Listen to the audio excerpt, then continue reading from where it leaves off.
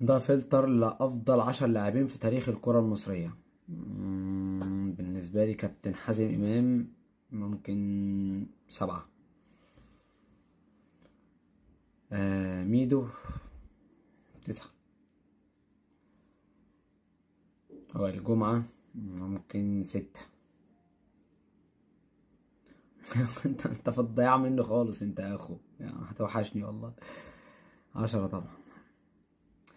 محمد صلاح. محمد صلاح 3. الصقر احمد حسن ممكن 8.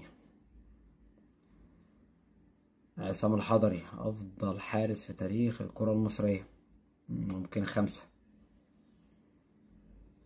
اوه، انت محتاج رأيي والله بجد، والله انت محتاج رأيي. يا راجل انت بتهزر ولا ايه؟ انت جوه القلب.